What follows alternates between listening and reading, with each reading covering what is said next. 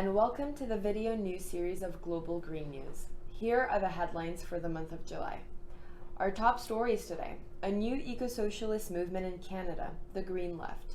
Who created it, what goals does this movement have, and how does it place itself in the Canadian political landscape? Question answered by Global Green News for you today. Constant turmoil in the Green Party of Canada.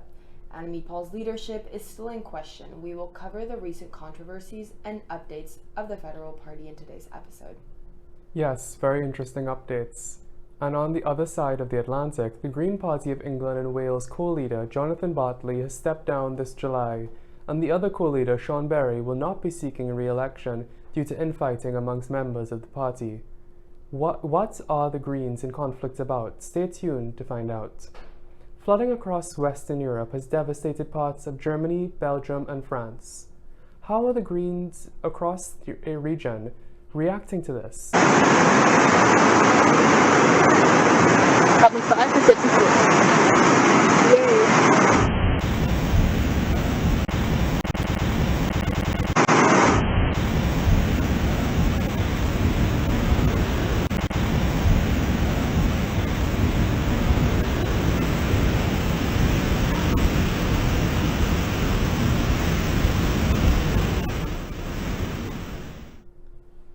In July, former Green Party of Canada leadership candidate Dimitri Lascaris launched a new nonpartisan eco-socialist movement named the Green Left. The movement denounces capitalism as the core cause of the climate crisis and dedicates itself to create a, quote, eco-socialist society grounded in tree equality, peace, and reverence for Mother Earth, unquote.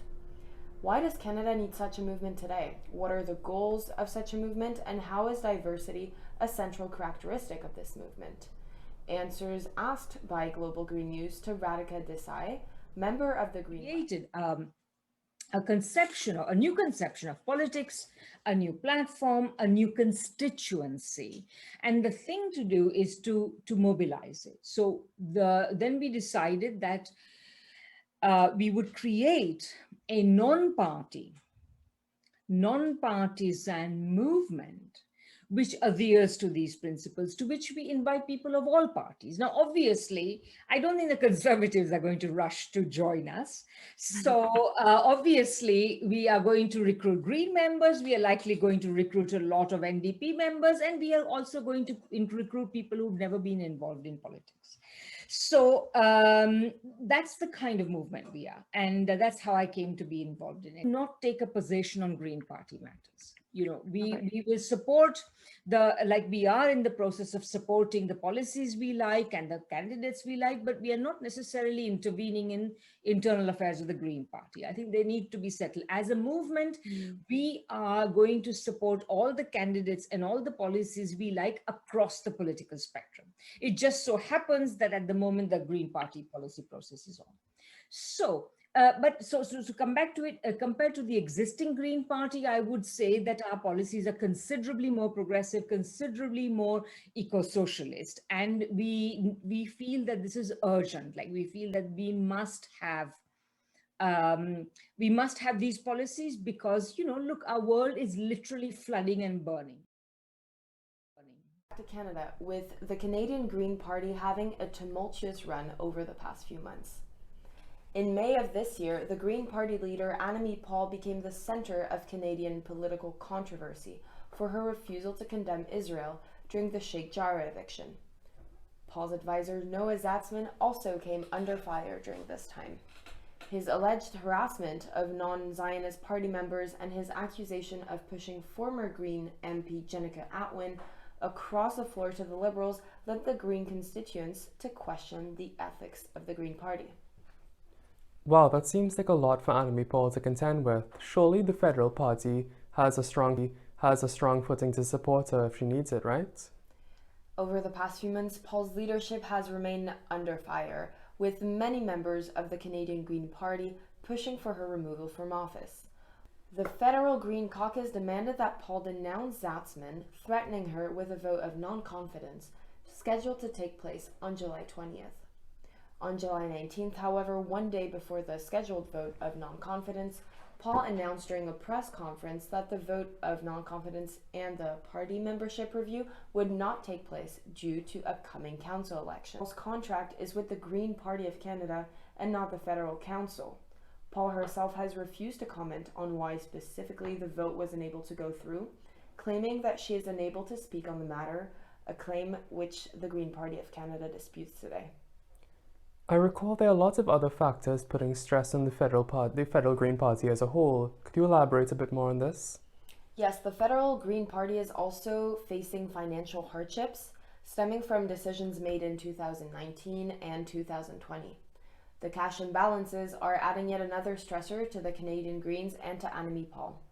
The Greens voted to withhold $250,000 previously set aside for Paul's upcoming election campaign. Despite controversy and financial disarray, Paul is not unitarily disliked among Canadian Greens. Ontario Green Party leader Mike Schreiner urged Greens across Canada to stand behind Paul, stating, quote, "The Green Party of Ontario is in great shape, so I would just like to say to the Federal Party to reconcile their differences and get behind Annamie Paul. She's a strong leader for the Green Party of Canada and I think a needed voice within Parliament Hill," unquote. We will continue to cover this story in the following months until a resolution or a conclusion is reached. In international news, the Green Party of England and Wales co-leader will not be running in the upcoming September-August elections. Co-leader Jonathan Bartley stepped down in July, leaving co-leader Sean Berry in charge. However, Berry has stated that she will not seek re-election due to alleged transphobic statements made by party spokesperson Shara Ali. As co-leader, Berry does not choose who the party spokespeople are and has cited, quote, "inconsistency," end quote, in messaging as a reason for her to not continue as the leader. On to our main international story. Flooding across Western Europe has devastated the region. Over 170 deaths have been accounted for, with 1,300 people still missing.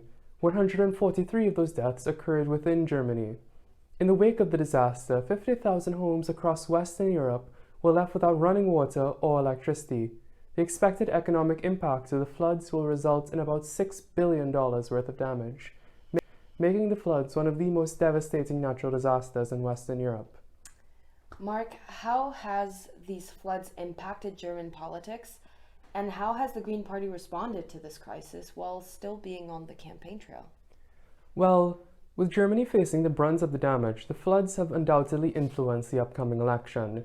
The German province of North Rhine-Westphalia is the most impacted province in the nation, and the provincial premier Armin Laschet recently released a statement calling for the acceleration of the fight against climate change. However, the German Greens are reluctant to directly link the disaster to climate change. Party leader and current candidate for Chancellor Annalena Baerbock declined TV interviews, claiming that rescue staff and initiatives needed the airtime and not politicians. Green delegate Konstantin von Notz posted a picture of upended cars and debris on Twitter, criticizing other parties' reluctance to commit to carbon reduction measures and insisting only his quote. Within 24 hours, von Notz deleted and apologized for his quote polemical tweet, end quote, indicating Green reluctance to explicitly link the disaster to climate change and their platform. Baerbock spoke to the news magazine Der Spiegel, identifying 3 steps required to addressing the flooding situation: ambitious climate protection, centralizing disaster management, and addressing urban planning and waterway design to minimize future disasters. All 3, she stressed, are of equal importance. Since joining the leadership ranks back in 2018, Baerbock and her team have worked diligently to shift the Green Party's focus to cover both the environment and Germany. This is due to criticism of the 1990s Green Party slogan, quote, "Everybody is talking about Germany, we talk about the weather," end quote. In order to close the gap between environmentalist and economic votes, the Green Party has worked diligently to assure the voters that climate protection goes hand in hand with economic prosperity, and they hope that this strategic political choice to focus on Germany will result in more votes. The Greens' choice to not politicize the disaster has allowed citizens to draw their own conclusions, allowing them to avoid more controversy and criticism.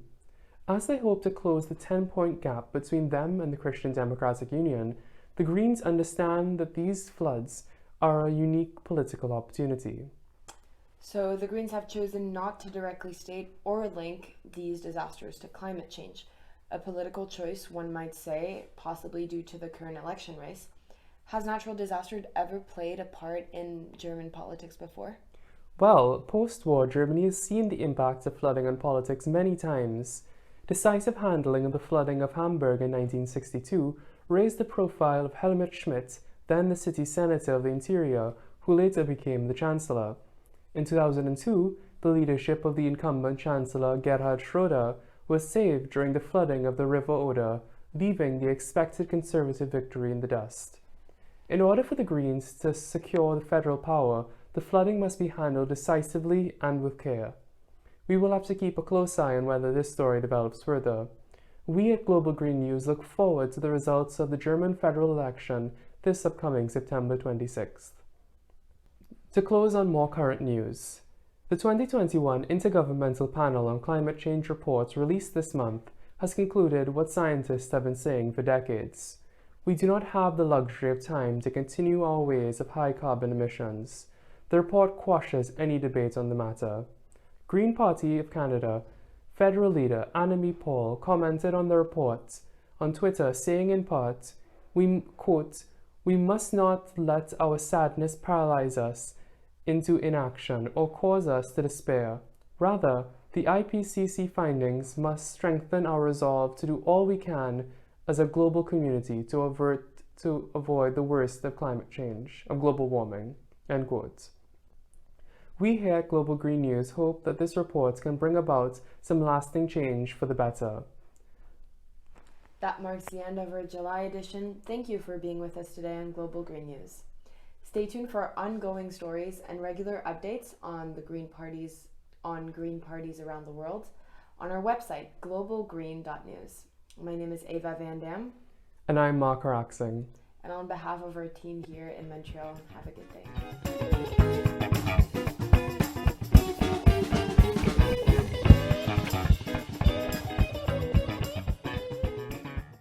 Hello, and welcome to the video